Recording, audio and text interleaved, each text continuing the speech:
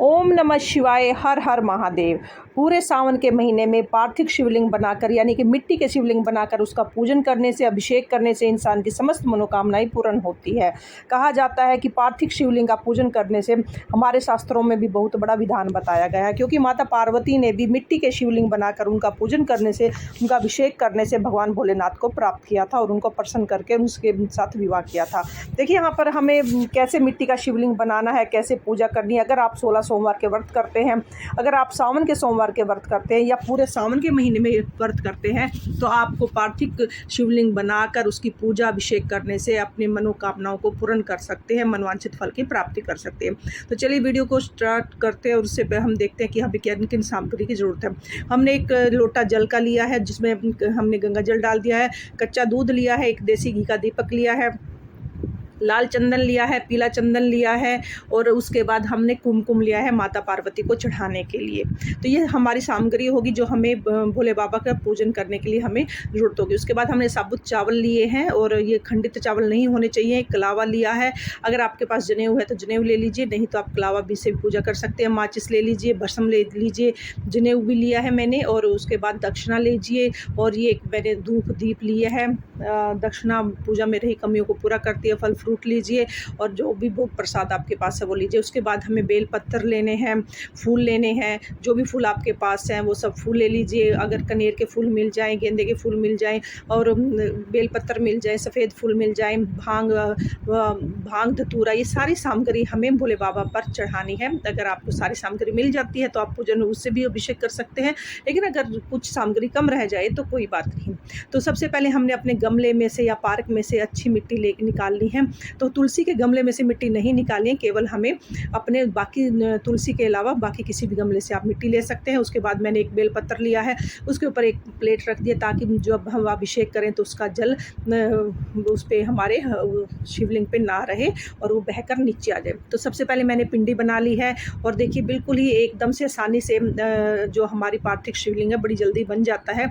और उसके बाद हम ये जलहरी बनाएंगे। जलहरी बनाते हुए हमें देखिए इस चीज़ का ध्यान रखना है कि जलहरी जब या शिवलिंग बनाते हुए उसमें क्रैक ना आए। अगर थोड़े से भी आपको क्रैक लगता है तो थोड़ा आपको पानी का हाथ लगाते हुए उसको अच्छे से एक चिकना शेप दे देना है ताकि उसमें कोई भी क्रैक ना रहे, क्योंकि क्रैक अगर आ जाते हैं तो माना जाता है कि वो खंडित हो जाते हैं। तो इसलिए कोशिश करें कि थोड़ा सा पानी का हाथ लगाते हुए आप उसका पूरे अच्छे तरीके से आप शिवलिंग बनाएं।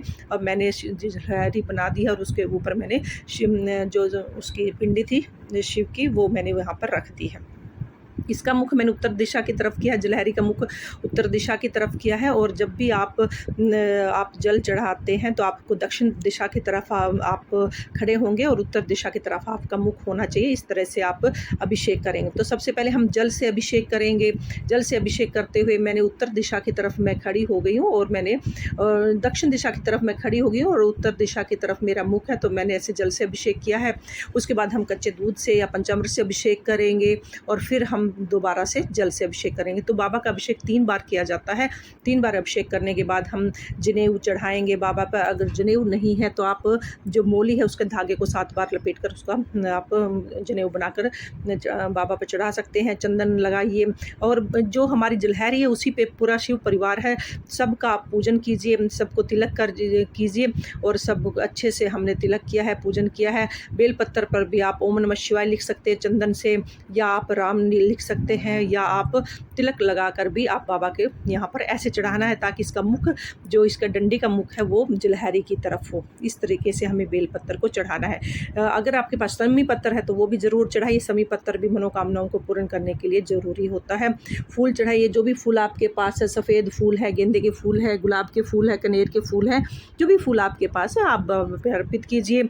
चावल अर्पित कीजिए, लेकिन चावल आप कोशिश करें कि टूटे हुए ना हो, साबुत चावल चढ़ाइए। तो उसके बाद हमने चावल चढ़ा दिए, फूल चढ़ा दिए हैं बाबा पर और जो भी आक धतूरा भांग जो भी हमारे पास सामग्री थी वो चढ़ा दी हमने। मैंने ऋतु फल चढ़ा दिए हैं बाबा के उस पे शिवलिंग पे। लेकिन ये जो कोई भी चीज़ आप उस पर जलहरी पे नहीं रखनी है, पास में रखनी है। दक्षिणा हमने समर्पित कर दी है, भोग प्रसाद हमने समर्पित कर दिया है। और ये हमारी जो सब हमने सब चीज़ें समर्पित करने के बाद अब हम आरती करेंगे। पहले गणेश जी की आरती करेंगे, फिर भोले बाबा की आरती करेंगे, बड़े ही प्रेम से और भाव के साथ हमें आरती करनी है। आरती करने के बाद फ्रेंड्स जो भी हमारी मनोकामनाएं हैं, हमें बाबा पर हाथ जोड़कर अपनी गलती के लिए क्षमा याचना करनी है। अगर पूजा में किसी प्रकार की कोई गलती रह गई है, कोई त्रुटि हो गई है, तो उसके लिए भगवान हमें क्षमा करें और हमारी मनोकामना पूर्ण करने के लिए बाबा से प्रार्थना करें। इस तरीके से बिल्कुल ही सरल विधि से आप 16 सोमवार की या जो सावन के सोमवार की या आप पूरे सावन के महीने आप घर पर ही शिवलिंग बनाकर उसकी पूजा अर्चना कर सकते हैं और अपनी मनोकामनाओं को सिद्ध कर सकते हैं, पूर्ण कर सकते हैं। पार्थिव शिवलिंग का विसर्जन कैसे करना है, तो फ्रेंड्स जो हमने भोग प्रसाद भोले बाबा पर चढ़ाया हुआ है, ये हम अपने परिवार के सदस्यों में बांट देंगे। दक्षिणा हम एक तरफ रख देंगे ताकि पूरे महीने में जो दक्षिणा इकट्ठी होगी वो हम पंडित जी को मंदिर में दे आएंगे। और उसके बाद जो फूल है ये सब हमें इसी थाली में ऐसे कैसे रखनी है और उसके बाद इस थाली को हम पानी से भर देंगे। और उसके बाद जब ये मिट्टी के जो शिवलिंग है वो अपने आप ही पिघल जाते हैं, गल जाते हैं, और उसके बाद हम उस पानी को अपने किसी भी गमले में डाल देंगे। अगर बस तुलसी में नहीं डालना है, बाकी आप किसी भी गमले में डाल सकते हो। तो इस तरीके से हमारा विसर्जन हो जाता है। तो बिल्कुल ही सरल तरीके से ये विसर्जन पूजा है। और तो फ्रेंड्स अगर आपको ये वीडियो पसंद आए हो तो प्लीज़ मेरे वीडियो को लाइक करें, चैनल को सब्सक्राइब करें और कमेंट बॉक्स में हर हर महादेव जरूर लिखें। ओम नमः शिवाय, हर हर महादेव।